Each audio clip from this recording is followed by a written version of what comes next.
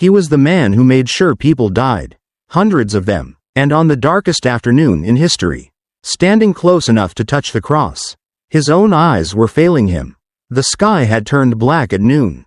The ground was shaking. And the soldier whose job was to confirm the death of a condemned criminal looked up at the man he had just helped to kill.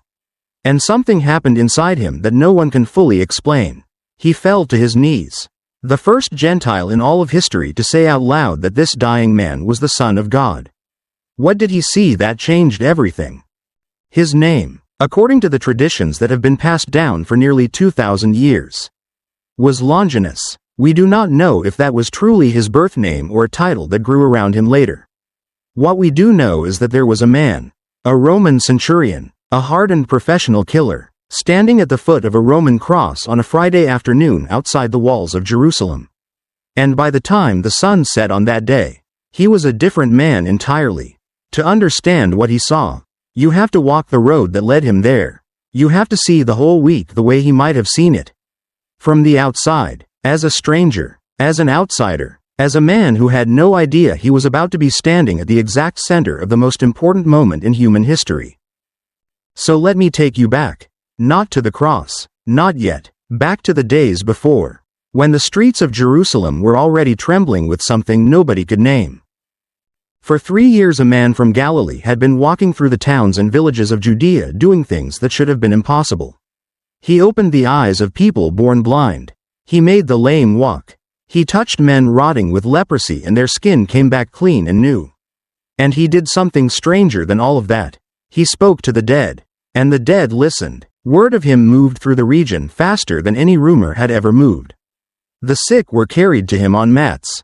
The desperate pushed through crowds just to brush the edge of his clothes.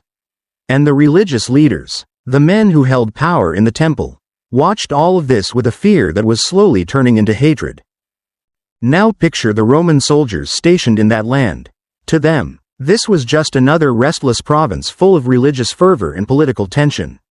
Rome had conquered the world. And Judea was a small, stubborn corner of it that never stopped causing trouble. The soldiers had seen would-be messiahs before. They had crucified plenty of them. To a man like Longinus, the stories of a healer from Nazareth were probably just background noise. The kind of thing the locals always got worked up about. He had no reason to think this one was different. He had no idea that the next several days would split his entire life in two. The man from Galilee set his face toward Jerusalem. He moved through Samaria, through the region beyond the Jordan, teaching crowds about a kingdom that was nothing like any kingdom Rome understood. And along the way, in a small village called Bethany, he did the thing that sealed his fate. There was a man named Lazarus who had died. Not nearly died. He had been wrapped in burial cloths and sealed in a tomb for 4 days. In that heat, in that climate, 4 days meant the body had already begun to decay. His sisters were grieving. The whole town had come to mourn. And then Jesus arrived, walked to the mouth of that tomb, and called out a name. Lazarus, come out. And the dead man came out, still wrapped in his grave clothes. Alive. Think about what that does to a city.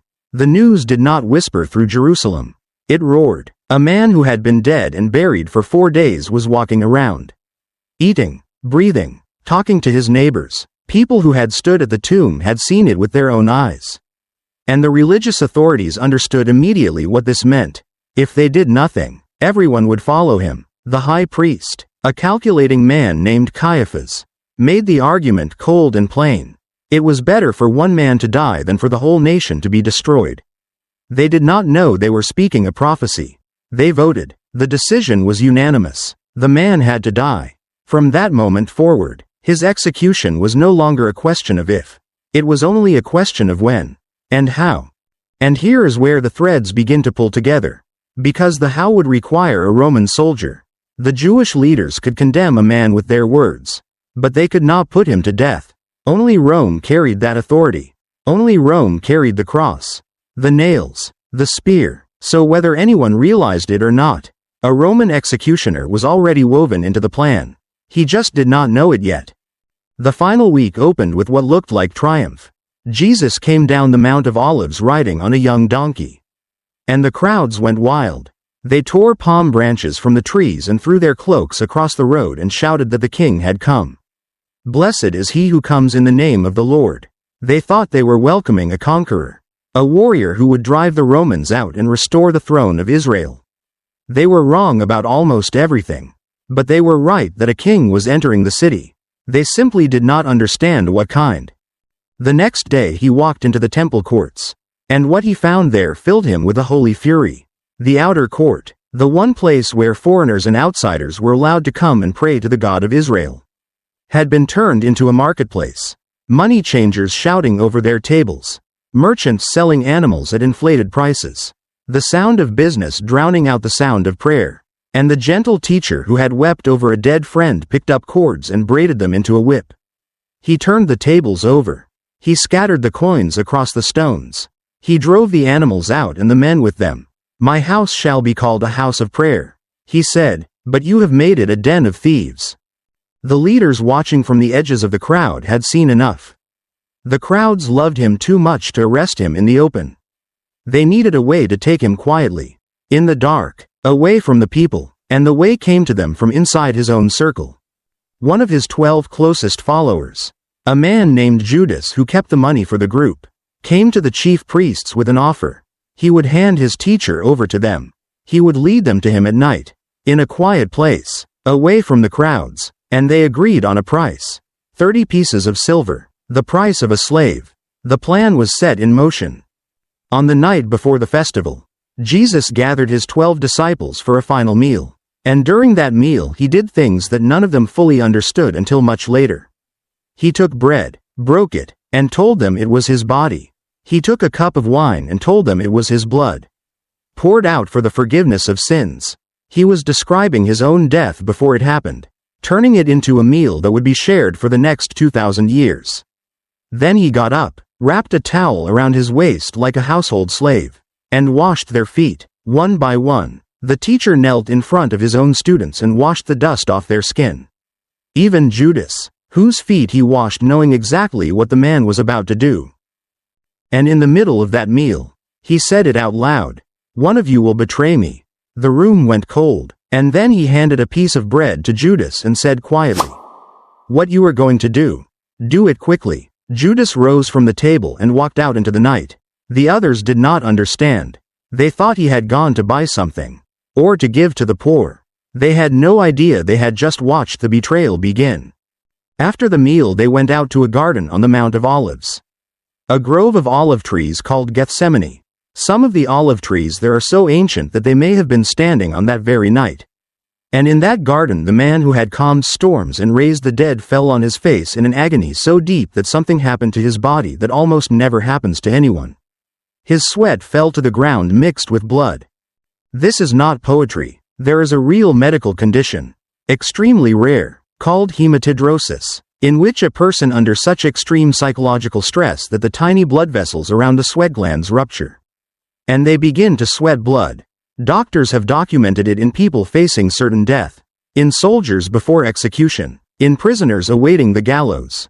It is the body breaking down under a weight the mind cannot bear. And this man, who knew exactly what was coming, who knew about the nails and the cross and the slow suffocation that awaited him, prayed one of the most surrendered prayers ever spoken. "Father, if it is possible, let this cup pass from me. Yet not my will, but yours." And then the torches came through the trees. Judas led them, temple guards, officials, men with swords and clubs. He had told them to arrest the one he kissed. So he walked up to his teacher and kissed him on the cheek. The signal of betrayal, a sign of affection used to mark a man for death. Peter, one of the disciples, drew a sword and swung it, cutting off the ear of the high priest's servant. And Jesus, in the middle of his own arrest, reached out, touched the man's head, and healed him. He healed the ear of one of the men who had come to drag him to his death. And then every single one of his disciples ran. The men who had sworn just hours earlier that they would die beside him scattered into the darkness like frightened children. He was alone, completely alone, in the hands of men who wanted him dead. What followed that night was a mockery of justice that broke nearly every law the Jewish authorities had ever written. They held trials in the dark, which their law forbade. They held them during a festival, which their law forbade. They rushed to a verdict in a single night, which their law forbade. First they took him to Annas, a former high priest, in a wealthy mansion in the upper city. There a guard struck him across the face for answering a question too honestly. Then they brought him to Caiaphas, the high priest, and the council that had already decided he must die. Caiaphas looked at the bleeding prisoner and asked him the question that would settle everything. "Are you the Christ, the Son of God?" And Jesus answered, "I am, and you will see the Son of Man seated at the right hand of power, coming on the clouds of heaven." He was quoting a prophecy from the book of Daniel, written more than 500 years earlier. By claiming those words for himself, he was not only claiming to be the long-awaited Messiah, he was claiming to be divine. He was saying, in the clearest words possible, that he was God. For the council, this was the end. Blasphemy. They had their reason now. They tore their robes and declared him worthy of death. But there was still the problem of Rome. They could condemn him, but they could not execute him. So at dawn they dragged him to the one man who held the power of the death sentence in that city, the Roman governor, Pontius Pilate. Now we are getting closer to the soldier. Because where there was a Roman governor, there was a Roman garrison. There were Roman soldiers. There was the machinery of Roman execution, the most efficient and cruelest killing system the ancient world had ever built. And somewhere in that garrison, doing his duty like any other morning, was a centurion who had no idea that today's assignment would tear his soul open. Pilate did not want to deal with it. He questioned the prisoner and found nothing in him worthy of death. "Are you the king of the Jews?" he asked, and Jesus answered that his kingdom was not of this world. Pilate heard a man who posed no threat to Rome. He went out and told the crowd he found no guilt in him. But the crowd had been stirred up, and they roared back for blood. When Pilate learned the man was from Galilee, he saw a way to pass the problem to someone else. He sent him to Herod, the ruler of Galilee, who happened to be in Jerusalem for the festival.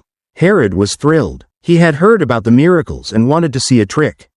But Jesus said nothing to him, not one word. So Herod's soldiers mocked him, threw a royal robe over his torn back, and sent him back to Pilate like a returned package.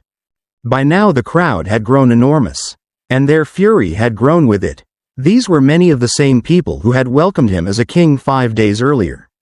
But the king they had wanted was a warrior who would crush Rome, and what they saw now was a beaten, bleeding, silent prisoner. Their dream had collapsed, and their disappointment curdled into rage. "Crucify him," they screamed. "Crucify him." Pilate tried everything. He offered to release a prisoner as was the custom at the festival. He gave them a choice between Jesus and a murderer named Barabbas. And here is a detail that almost everyone misses. The murderer's full name, according to some of the earliest manuscripts, was also Jesus, Jesus Barabbas. So Pilate was literally standing before the crowd asking, "Which Jesus do you want me to release? The murderer, or the healer?" And the crowd chose the murderer.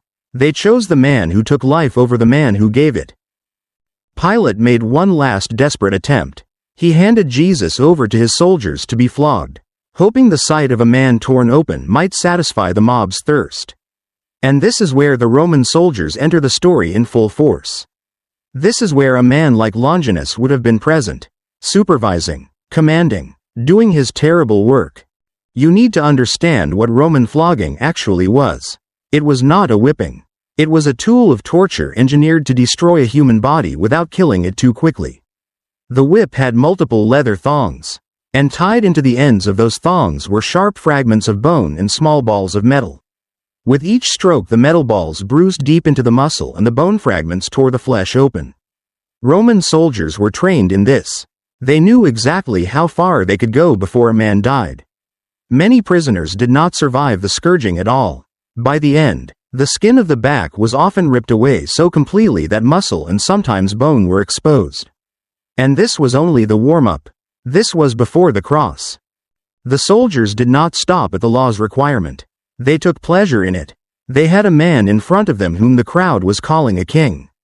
So they decided to make a game of it. They twisted together a crown out of long, sharp thorns and pressed it down onto his head until the points pierced his scalp. They threw a purple robe over his shredded back. They put a reed in his hand like a royal scepter. then took it and struck him over the head with it. They knelt in front of him in mock worship, spat in his face, and laughed. "Hail, King of the Jews," they sneered. To the soldiers, this was entertainment. It was just another condemned man. Another day in a brutal profession. They had done this hundreds of times. There was nothing about this prisoner, beaten and bloody and silent, to suggest that anything was different. And yet one of them, by the end of the day, would never be the same. When Pilate brought the ruined man back out before the crowd, he was barely recognizable as human. "Behold the man," Pilate said, as if to say, "Look, is this not enough?" But it was not enough. The crowd wanted him dead, and they made a threat Pilate could not ignore. They said if he let this man go, he was no friend of Caesar. And so Pilate, the man with all the power, surrendered to the mob. He called for water, washed his hands in front of them, and declared himself innocent of this man's blood. The crowd answered with one of the most haunting lines in all of history. "Let his blood be on us and on our children." Pilate handed him over to be crucified. Now the soldiers took charge completely. This was their work, their domain. They laid the heavy wooden crossbeam across his torn shoulders and started him on the walk to the execution site. A walk of about 600 meters through the streets of the old city. That path is still walked today. It is called the Via Dolorosa, the Way of Sorrows, but on that morning it was just a street, and on it a man so destroyed by the flogging that he could no longer carry the weight collapsed under it. The soldiers, impatient, grabbed a man from the crowd, a passerby named Simon from Cyrene, and forced him to carry the beam the rest of the way. They came at last to a rocky hill outside the city walls called Golgotha, the place of the skull, and there, the soldiers did what soldiers like Longinus had done many times before. At 9 in the morning, they stripped him, threw him down on the wood, and drove iron nails through his wrists and his feet. They lifted the cross and dropped it into the ground with a jolt that would have torn through every wound in his body. They hung 2 criminals beside him, one on each side, and then they did what Roman soldiers always did while they waited for a man to die. They gambled for his clothes.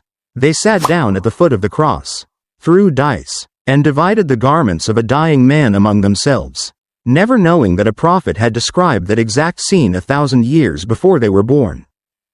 And here, finally, we arrive at the center of everything.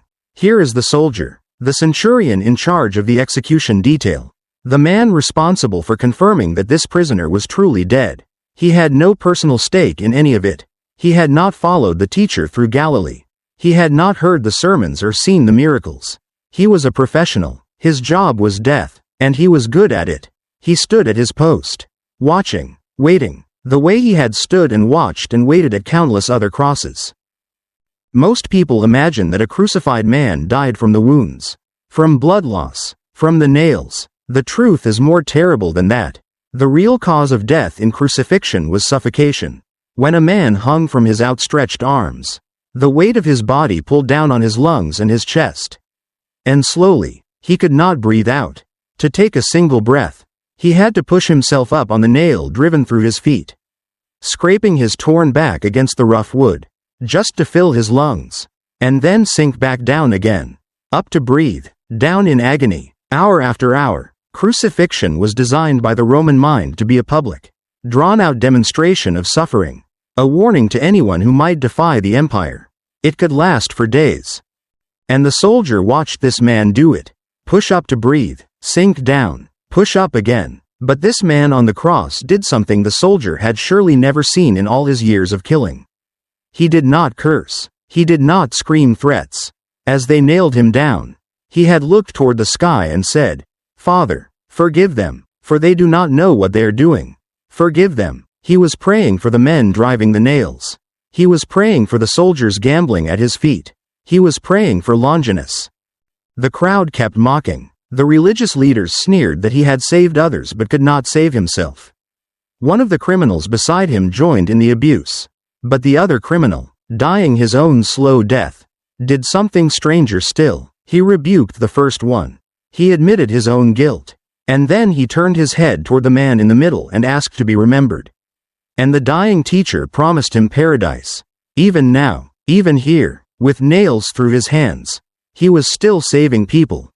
And then, at noon, something happened that no soldier could explain. The sky went dark, not the gradual fading of an evening, not the shadow of a passing cloud. In the middle of the day, with the sun at its highest point, darkness fell across the whole land and stayed. For 3 hours, from noon until 3 in the afternoon. The world went black, the crowd grew uneasy, the mocking faltered, and the centurion, standing there at his post, would have felt it in his bones. Something was wrong. Something was happening that had nothing to do with the small political execution he thought he was carrying out. And here we come to the detail that gave the soldier his name in tradition, and gave the story its strange and aching beauty. According to the accounts passed down through the centuries, this centurion's eyes were failing. He was a man going blind, his sight clouding over with age and disease. A soldier whose career was nearing its end because soon he would no longer be able to see well enough to do his work. He was standing at the foot of the cross in a fading world, in a darkness within a darkness, watching the dimmest outline of a dying man. In that supernatural blackness, the man on the cross cried out, my God, why have you forsaken me?" He was quoting the opening line of an ancient psalm, a psalm that goes on to describe pierced hands and feet and casting lots for clothing. Written 1,000 years before this day, the soldier did not know the psalm. He only heard a man crying out to a God in a darkness that should not have been possible. And then, near the end, the man on the cross said something no condemned prisoner had ever said. He did not say, "I am dying." He did not curse the world that killed him. He gathered the last of his strength, pushed himself up one final time, and said, in a loud voice, 3 words, "It is finished." Not, "I am finished." It is finished, as if a task had been completed. As if a long and difficult work, planned from the beginning of time, had finally reached its end. He had not had his life taken from him. He had given it, and then he bowed his head and breathed his last.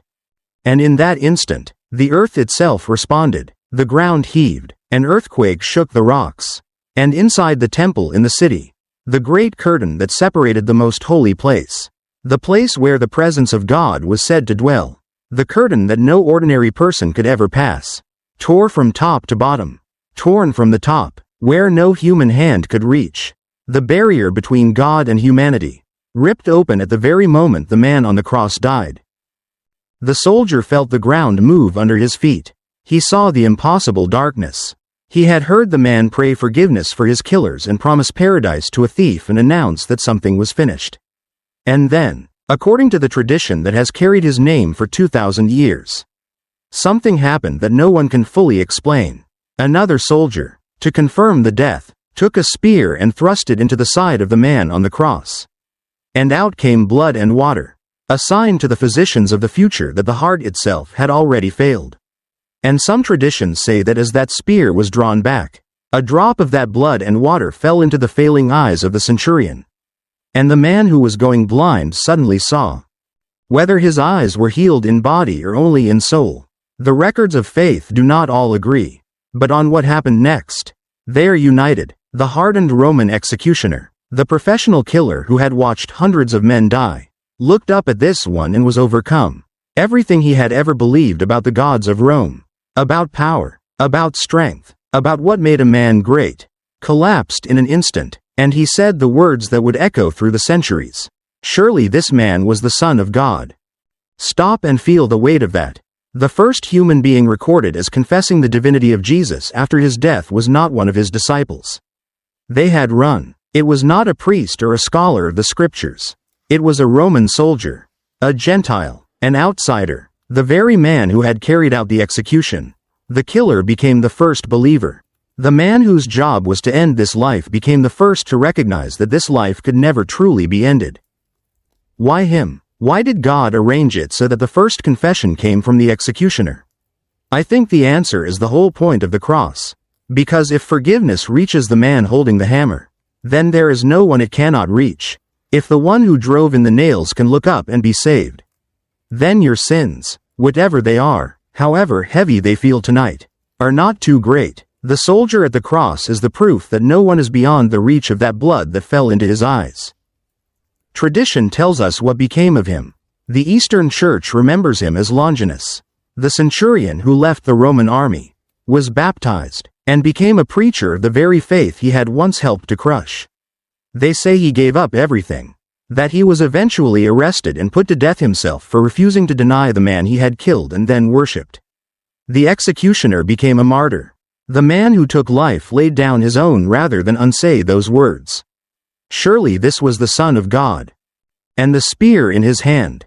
That spear became, over the centuries, the most sought-after relic in all of Christian history. Kings and emperors hunted for it.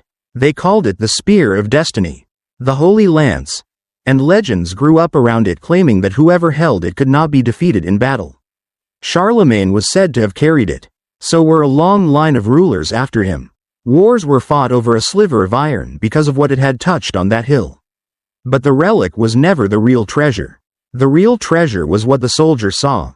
The real power was never in the spear. It was in the one the spear had pierced. Here is what stays with me about all of this.